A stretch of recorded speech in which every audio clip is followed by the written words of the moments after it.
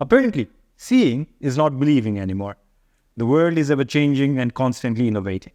At the end of the 20th century, we saw mankind develop systems to help people connect the world over, a la the internet. This disrupted the world, and a boom of new innovation graced humankind. Innovations such as smartphones and devices, software like AR, VR, fintech, and even AI. At the cutting edge of digital and scientific breakthrough, AI has come a long way, given the deep learning ability it possesses. And now, we have embarked on a new gray area in this sector. The 21st century's rebuttal to the Photoshop, Deepfake AI, short for Deep Learning Fake Intelligence, creates deepfakes that are often used in the context of audio or video manipulation.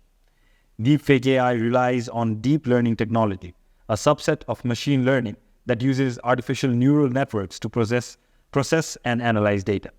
These neural networks are designed to mimic the human brain structure and can learn patterns and features from large databases.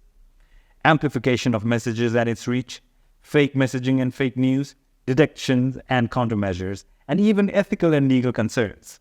Deepfake AI. Let's talk about it.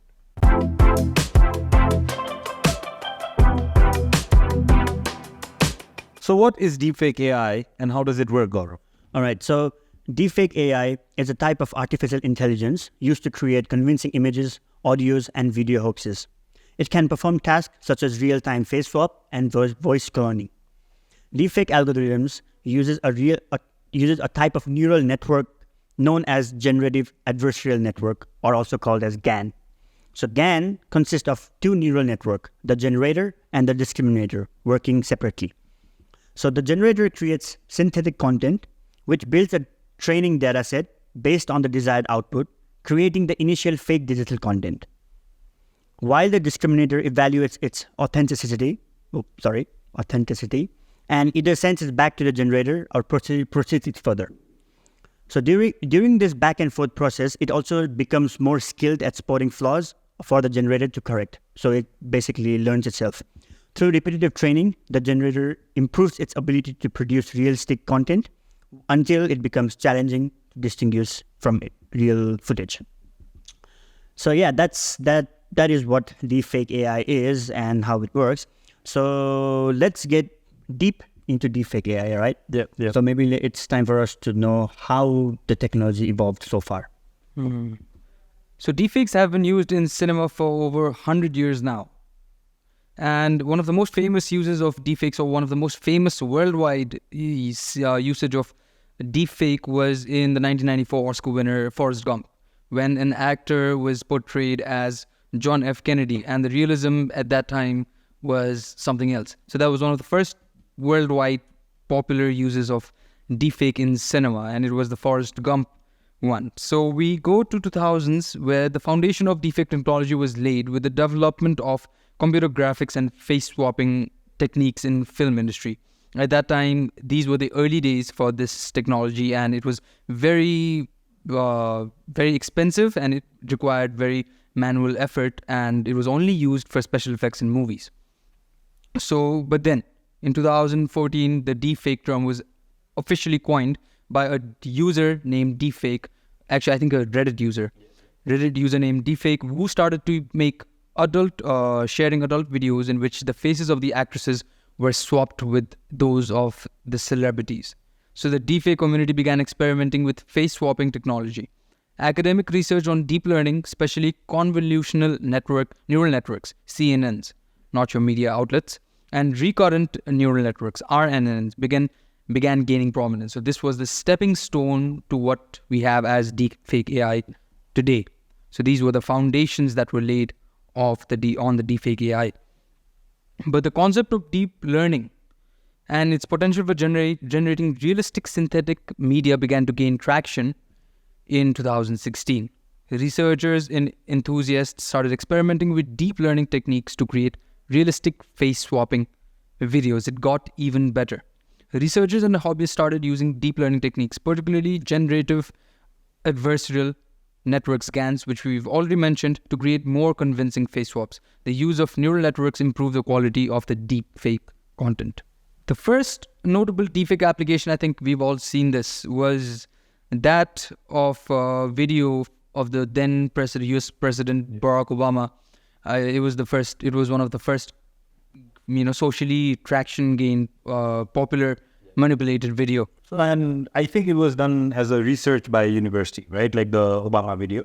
Yes, the University of Washington released a video of President Barack Obama delivering a speech with manipulated audio and video. So this did gain some traction, and I think it was one of the first popular ones, of actual deepfake being in use. Deepfake enough that it could manipulate the masses into thinking that it was actually Barack Obama that was doing this. Yes. Right? Yes. Yeah. And then this raised serious concerns of, misuse of deepfake AI, what it could do or the potential harm it could cause to the society as a whole. In 2019, major tech companies and research organizations like Facebook, Google, and even Instagram started investing in deepfake detection tools and research to combat the spread of misinformation or the misuse of knowledge spreading. The threat of deepfake misuse expanded beyond politics and into various domains, including business and personal privacy. These initiatives have begun, but then they do not amount to anything as of now, because there is no official software or institution that combat deepfake. Yeah. Yes. So deepfake becomes even more accessible by 2020 or 2021 to the general public, with the user-friendly software and apps allowing individuals to create deepfake content without advanced technical knowledge. So basically, you see this everywhere. The Snapchat filters, the Instagram filters have also incorporated this sort of, not very accurate as the proper deepfake, but then it sort of works. Yeah. Yes. And then everyone can access it. The threat of deepfake misuse expanded beyond politics into various domains. So the situation right now is that deepfake continues to evolve, becoming more sophisticated and challenging to detect. The development of countermeasures and regulations to combat these malicious use of deepfakes remain an ongoing effort. Researchers and tech companies even though they are working to stay ahead of potential threats, they're also exploring responsible and positive applications to use, applications of the technology to use it in a positive way. So the history of deepfake basically demonstrates both its potential and creative and beneficial applications, and the challenges it poses to the terms of misinformation, privacy, invasion, and security risks. As this technology continues to advance, society faces an ongoing need to address its ethical, legal, and technological implications. Talking about implications, what may be its implications? What about the good ones? Yeah. So like we've already kind of touched on multiple occasions in this video already, that there are some good things that can happen and there are some bad things that can happen, right? And I'm going to touch on some of the good things that are taking place that can really help remove some of the barriers to entry to doing a lot of different things, right?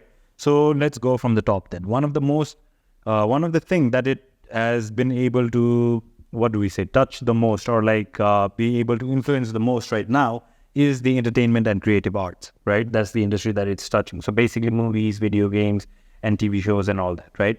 So deepfake AI can be used to create compelling digital characters and, so if you're talking about games, then NPCs, right? Like non-playable characters.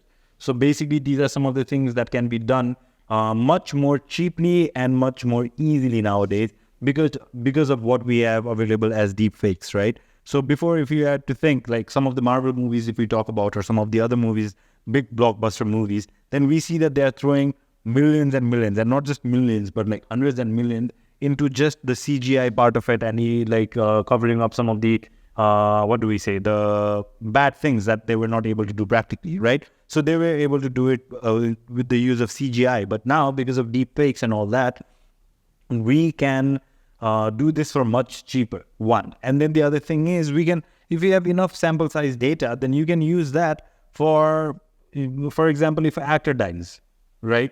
You can use that actor's, if permission is granted, then you can use that actor's face and his voice to replicate and even create new types of entertainment things, even after they're dead 100 years. If, for example, like Paul Walker died, right? Yeah. He could have been. Yeah. He could still be in the Fast and Furious franchise. So that is one of the things that it is really helped with, and this has really removed the barrier to entry. Of course, it cannot replicate what a massive like company that does CGI on a regular basis. Of course, not, or a gaming industry company that's killing it, AAA game company.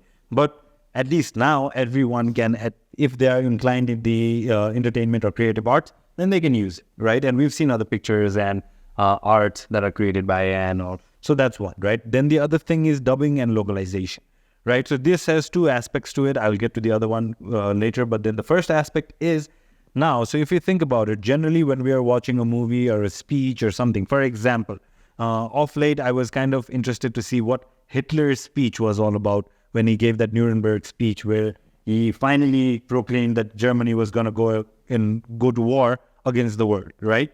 So, but then in that, I'm reading the subtitles in English, right? So that means there's something being lost in translation, right? But the dubbing and localization of this is so good that you can, like, not only will Hitler or any other person be speaking the language that you want it to be operating in, but also the lip sync will also match. Yeah. So that means you are not taken out of the immersion. It's also in actual voice of the person. Right? So you get the first-hand experience. So it's something that's like really interesting. And I also wanted to add this, right? Like, so when we went to China recently, me and my family went to China, and well, when we were there, we did not have any tour guides or anything, right? So what we did was we used just a simple Apple Translate, and we were able to survive there for like 10 days without any translator, one. And then the other thing is not a single miscommunication happened, right? And this was being translated from either English to Chinese or Mandarin or even Nepali to Mandarin. Oh, wow. So it was that flawless, right? And then now that is also like improved by leaps and bounds. So that means that like this is just something that can go to different places. Yeah. Learning languages, talking to other people from different countries that do not know, all these barriers could completely disappear because of this, right? Then the other thing, and this is something that I really loved, I'm really into history, right? And historical preservation, right? So for example, if you wanted to be there, present in a way, when Martin Luther King was giving his speech, I have a dream, that speech, you could get the sensation of being there. We've seen what we can do in VR, right? Where we feel like we are in the place. Like it's just simple neural cortex manipulation. But if you are able to relive that thing, right, you can not only passionately connect to it, but you get such a better understanding of what exactly happened. Almost like you were there. Yes, so you mix VR with this deepfake technology, and then you're practically there, living the moment. Now you're thinking like, Mark, are you going to come up with your own metaverse, Ashok? Imagine you watching, Romans fight, and you carry sword, and you're thinking you're fighting as well. Exactly.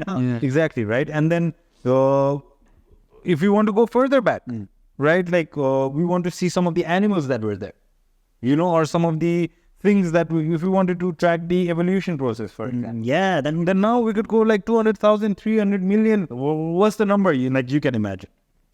So the creativity process is endless, And then this leads into the other thing with historical preservation, education and training, right? So that means now imagine, remember when we used to be back in high school, if the teacher was not entertaining, what we would do?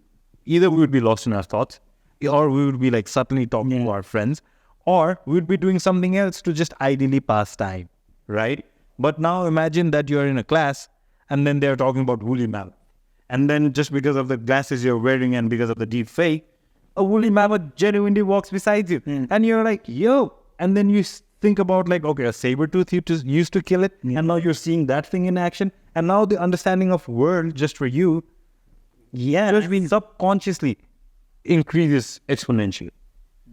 Yeah, that is a very good point. Right? I wasn't... Not only that, when the lecture is boring, but then you're starting the theory of relativity, right? Yeah. What if Albert Einstein himself... Yeah, he's teaching.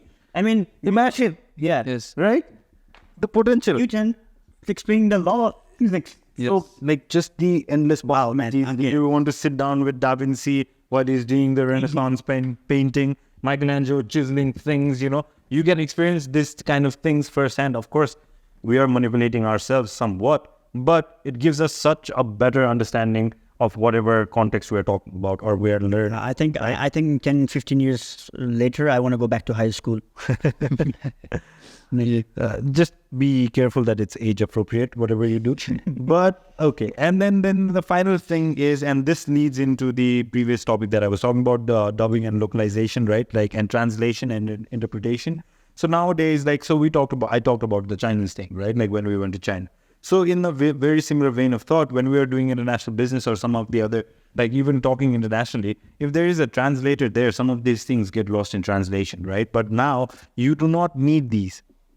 Eventually, you will not need these. You will just be able to simply process them in real time. So for example, they're moving their lips and they're saying something in real time, it will translate to you. And when you're talking back to them, that translation also happens immediately. So now think about some of the diplomatic situations, and meetings that we can fall into, and how easily these can be done now rather than keeping an interpreter there, or even business meetings or anything like friends, whatever you want. So it's kind of sad for those interpreters, all right, the translators that are going to lose their job soon. Suck it, losers. So, but basically, it's very helpful, right? You can have those diplomatic meetings and all that.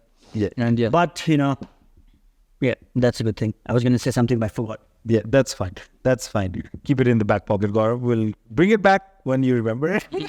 But anyways, so while these potential applications are promising, it's crucial that deepfake AI is used responsibly and ethically, right? Because now we will talk about some of the other things that there can be done. And if there are no safeguards or regulations and oversight in place, then essentially, there will be people with malintent that can use it for malpractices, right? Mm-hmm. And some of these consequences of using technology negatively is going to be discussed now. So, not every cake has cherry on top. Yeah. Yes. Similarly, there are a lot of bad implications of this technology as well. I think number one would be misinformation and disinformation, right? So deepfake AI can be used to create highly convincing fake videos or audio recordings of public figures, politicians or celebrities saying or doing things that they never did, right? I mean, such content can be used to spread false information, manipulative public opinion, and damage reputation. For example, there was this video back in 2022 where Ukrainian president Vladimir Zelensky. Yeah. So he, in that video, he was standing, there and telling his soldiers to surrender to Russian army. And later on, they did some research of that video, and it was concluded that was a deepfake video. So something like that, right? I mean, there can be how do you know what is truth anymore, right? I mean, social media is anyway so negative right now, and on top of that, there's just technology that is creating just as I hoaxes. So when Vladimir Zelensky's video came out, there was some sort of a mass hysteria that took place, and then Facebook and Google and all these people had to act very quickly to remove that off the net once they found out that it was deep fake, So it can. So even President Joe Biden was victim of numerous, so many videos, and then it showed that he had some mental decline or something. He could not speak properly. But then in some instances, it kind of is true. Yeah, I don't know. I think he speaks off the box sometimes. But even then Donald Trump's the indictment, the shot. Yeah. Right? Yes. I mean, that was so viral. And see, the positive thing is he made it look like it's a good thing. Yeah. And he got followers, but bad publicity is also. So that might be a big disinformation. Yeah. Another one is identity theft, right? So I think this is a very concerning thing for artists and influencers and all the singers and all, because deepfake technology can be employed to impersonate individuals, including stealing their voices or faces features, right? This can be used for fraudulent activities such as scam calls, phishing, or unauthorized access to secure systems, right? I mean, without knowing, there's Snoop Dogg singing the song that he hasn't sung. So apparently what happened recently on YouTube, I just saw this. I don't remember exactly the names and everything, but somebody took the likeness of a famous YouTuber and recreated it using deepfake technology and the voice and everything. And he was able to get over 1 million subscribers. And then once it came into the knowledge of the person that he was copying from or stealing from, Then that person, what he did was he sued, and then like the whole thing processed and all that. But that is also something that could happen, right? Like identity theft in such a massive scale, and then people are not able to distinguish. Yes. I mean, imagine like, they have used your voice or something for deepfake, and then they call your Phone calls. bank. Yeah, phone calls. Hey, Yeah. this amount of money, this account, right? And then, generally for clearing, I mean, I don't know if that happens overseas, but in Nepal, like clearing, they call it a number, and you confirm it, and That's it. Yeah. they proceed to payment. Yes. So There was this. Yeah, go on. yeah, so if like, for example, they're using my voice, and then my money is all gone. Exactly. So there was this instance where a boss, apparently, I don't know if, I think it's got to be US, but then a boss called his, a fake boss basically, or from the boss's voice called an assistant and transferred some of his money to a Hungarian offshore account. So, but then later this was caught, and Yeah. it was brought that I think the person was caught and all that. But then these instances can easily happen. Yeah. And the third bad implication is pornographic use and harassment. Right? So deepfake can be used to create explicit or compromising content featuring individuals without their consent. This can be used for revenge, harassment, or extortion. In 2019 alone, more than 15,000 deepfake videos were found online, of which more than 90% were pornographic content without consent. So imagine. Yeah. I mean, see, one of the thing is, even like when videos were getting popular, or like even these like websites and everything were getting popular, and I know this is a very negative way of like portraying this and all that, but some of the first users and some of the first people that were using it were basically using it for pornographic uses. Yeah. Right? I mean, either watching porn or like, delivering porn or whatever. And of course, this is ethically in a very, very gray area. And we see that like just the study that you just mentioned, 2019, right? 15,000 videos and 90% of it is pornographic. Of course, it will die down eventually, like it'll have to come down in terms of like just how the bell curve works, right? But yeah, it's imagine you have never been to a beach, and the next thing you see yourself, this kind of website. And Famous in Brazil. Yes. yeah. imagine. Yeah, there is this very famous Twitch streamer, Cutie Cinderella, right? And then she apparently, and then like the other streamers as well, Pokimane and all these other people, their face was used so there was this website about Twitch streamers that use deepfake technology, and not just that, these people went to the effort of even somewhat replicating the body, like close body enough, right? So it was so realistic that like people genuinely thought that these were things that were coming out of their phone in like, like the, I don't know if you guys remember, there was this massive iCloud hack that happened in 2015, 16. So lots of these celebrities things came out. So this was even a step above that, right? Like this was so hyper realistic that like people genuinely believed this. So of course these kind of, That was not real? Like, sorry. That was not real? Oh. Yeah. Anyways, so let's go on. Okay, so another one. Yeah, so because I said that was not real because fake evidence. Nice transition, Gaurav. So deepfake AI can generate fabricated evidence in legal cases, making it challenging for authorities to discern real evidence from manipulative content. This can undermine the justice system and lead to wrongful conviction or acquittal. So this one, I saw this article, right? So I think it happened in Pennsylvania, right? Everything happens in US. Yeah. So yeah, so it happened there, right? So there was this case, and apparently the person who has been prosecuted, he make a fake evidence video of himself not being present. So basically, he was not being present on the side of the conviction. Yeah. Yes. But he was present somewhere else. He just made it through deepfake technology, and then later on they found out that was false. So yeah, something like this. Yeah. Like, I mean, this is you can like totally jeopardize the legal system, right? Yes. Yeah. Yeah, so of course we have to take countermeasures and all that, and we did touch on this, right? Like there are some countermeasures that people are trying to come up with, like Google, Facebook, and Instagram, and all these other big multinational companies, right? But still, they haven't been able to come up with a software good enough that is able to detect deepfake technology 100%. Yes. Right? So that means this is going to continue for a while, and then everyone that's out there, they need to be safe. Yes. So right now it's in a completely lawless and Yeah. very gray area. So Wild west of the internet. yes, very much. Yeah. Yes. But yeah, so that's pretty much it on the deepfake stuff and all that. But like, we also had some interesting question that he wanted to ask us. Yeah, I mean, this is just about the movie industry, right? Yeah. So basically, now you can have Mission Impossible 100 with Tom Cruise still going, Yeah. right? So, but then, yes, that is possible. Obviously, if Tom Cruise gives content and then he gets a lifetime of money and all that, he could have those lucrative deals. Yeah. You could have those lucrative deals, right? And then everybody would love to go and watch Tom Cruise with better advancements in the movie plotline and all that. But what does that mean for the opportunities of maybe the upcoming actors or something like that? It just thought of found it interesting. I think it will settle down in the sense that the young people that will be coming up, they wouldn't be looking for movies of Tom Cruise. Yeah, because I mean, like- he's not there.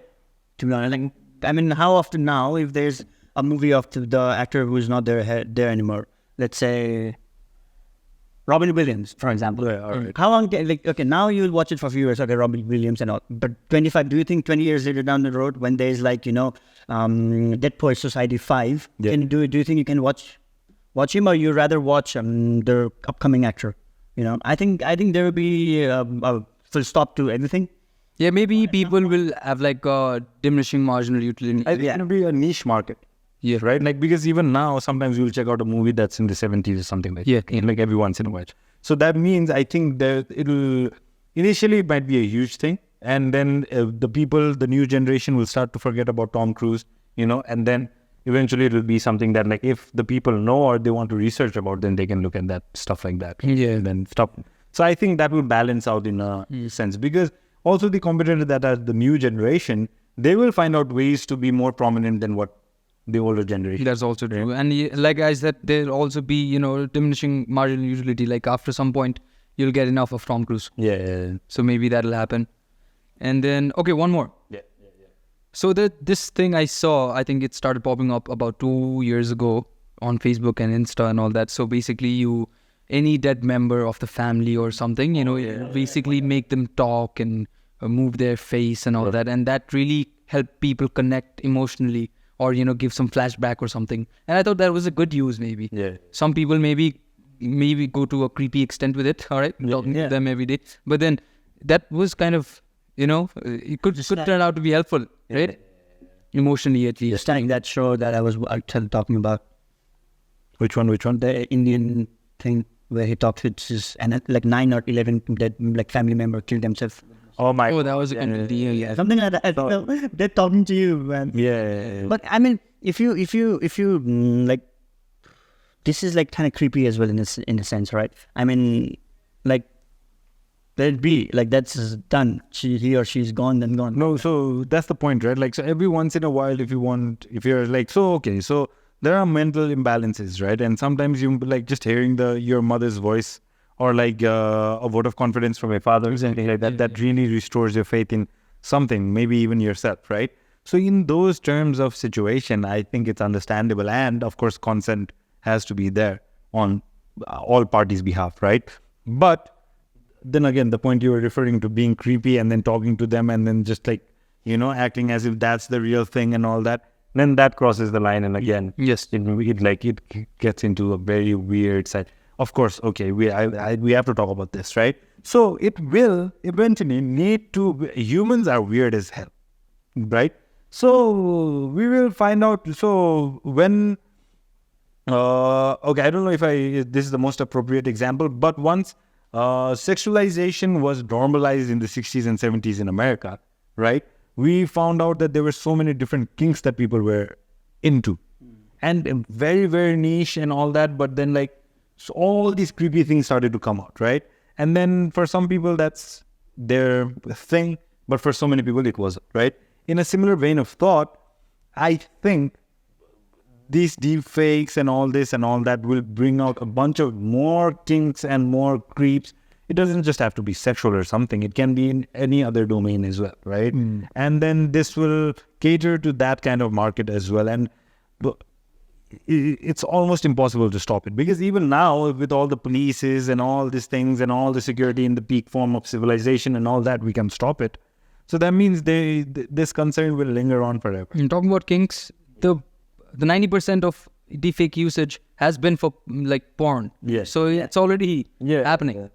I think because this is just like kind of the start for deepfake and everything, and now it's like everyone, massive population of people are getting interested. But later on, like few years down the road, I think it will just be a niche market, right? I mean, that's what I think.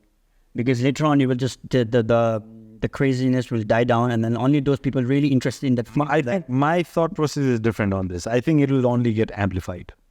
Because my reasoning behind this is then there will be other technologies, right? Like now maybe you'll be able to buy. So what are we talking about? Like sexual stuff here? If we are talking about sexual stuff, then now there will be bodies that could probably be manipulated into the structures that you want, right? And not just that, these AI will be speaking and looking the same, right? So that really goes into a whole different like aspect of it, Interesting. Someone want to. So wait, that's the physical side of it. Then the other side is the digital side, right? Like metaverse. And then like imagine the haptic feedbacks are so good that like you lie down on a chair and all that, and then even in the metaverse, this goes into like weirder and weirder and weirder corners. Basically, when you're able to sit with a person next, even though they're miles apart, and with their exact faces, like that I saw on that Lex Friedman podcast, right? Yeah. That was so accurate, and then we are heading to that level. Yeah. Interesting. So I think it'll just keep amplifying. Yeah, the technology is getting crazier. Yeah. Like unbelievable. So another interesting thought was that these deepfakes and AI models, right, are maybe, are the cause of us losing trust in the online news source or online media platform. Maybe this is a thing that will push us back to trusting the old and the original form of media, or like the newspapers or the television, or maybe the television comes into this new bracket as well. But then the newspapers, instance, what is 100% real? Maybe like because I think there will be a technology then where there will be a reliable source from where, okay, so this is a reliable source where we can trust that news or something like that. Maybe like, and also maybe there's like, they'll do like kind of like, logo or something below down there. Okay, this is deepfake, this is real, something like that, The government put some. So unless there's some actual software that is able to detect it right away, I think we are going down that path where we cannot trust what we see on the internet, right? These like FIFA celebrations of Messi dancing around, I still don't know if it's actually in the new game or not. He speaking English the other day, like I saw this video and it was funny. You know what this led me to a train of thought of? This would be public isolation, right? So what do I mean by that? Public, basically, everyone will be connected. So everyone's publicly connected, right? And there might be even like physically, maybe everyone's in a public crowd, but everyone's so lost in their own rabbit hole of things, because this person might trust something, but I might not trust something, and then that person might trust something completely different. And then there will be so much garbage in terms of like so much content online, and then like so even now we cannot stop hacking and all these things, right? We cannot stop looting and all these things. So that means there is going to be lawlessness there, even in the AI generated world, right? So in terms of that as well, people will be so completely public in terms of like their information is out there, everything is out there, but they'll be so isolated in terms of their thought, because everyone can grasp onto a completely different train of thoughts now. So that means it will be like a public isolation kind of scenario where mentally, I think we'll be deteriorating. It will be draining. Yeah. It will be very draining. And I don't know, man, like just thinking about it, it'd be very dystopian. It's dystopian, like, excited, future, but in a creepy way, to be honest. Yeah. Right. Yeah, I mean, they're good and bad. Maybe a fun way to use it would be put yourself in a movie. Yeah. Watch the movie. Favorite, like, oh, yeah. And, my face says Christian Bale in the Batman. Oh, my God. Oh, that'd be fun. Even that will lead to crazy. I mean, the future is yet to come. Yeah. I think we'll have to wait and see. But okay, go on. Also, it's a good thing. I mean, like for example, like for a politician, like he can just like ask for votes in like freaking different languages that there's in the country. Like, like for example, these ambassadors, they can, connect to like millions of people in different. So even in India, there are 3,500 different native languages, right? So that means now you can connect to all these people speaking 3,500 different languages native to them, and ask for votes. Yeah. Please, Exactly. Modi, use this technology. Yeah, kind of interesting.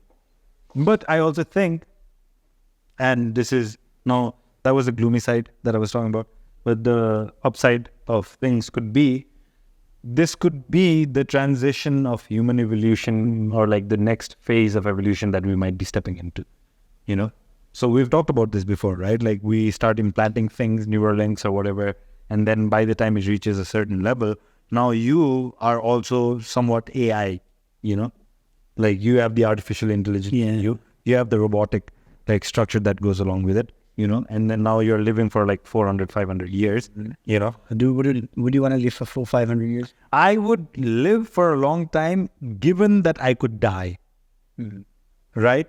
If I could not die, then I would not. I think immortality is boring. Yeah. So if I could die, if there is an end to it, or like if there is an end that I could bring onto myself or like whatever, but if there is a way out, then I would still do it. I would be immortal.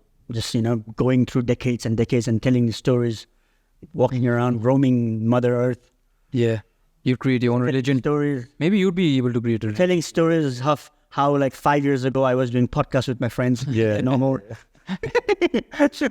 5 centuries ago, and eventually it will be 5 millennials ago. Oh my days. So pretty much up. Yeah. Deepfake AI as a whole covered and summed up. Yeah. And some of the good, some of the bads. Anything you want to add, Gaurav? Stuff. Yeah, I mean, it's too early to say, man. We'll still have to see in the future what it leads to. I think it's just a start, and we have a long way to go in terms of technology. Yeah, definitely. And we could keep going on about this and talk about a lot of other things. But is there anything else you want to add, Ashok? I hope that this thing gets put to good use, and hope that the detection software or any sort of detection method comes out quick, because I think it's doing more damage than it's supposed to be doing. Yes, I don't think it's supposed to be doing any damage, but then it is doing a lot of damage, and I think the cure should come out soon. And all of this will be irrelevant if World War III starts. So on a cheerful note, Will it? yeah. Anyways, on a very cheerful note, thank you so much for tuning in, and I hope you guys were able to get some knowledge out of this and also enjoyed some of the discussions that we had, however, altruistic the discussions may be. But thank you so much for tuning in, and see you guys in the next one. Peace!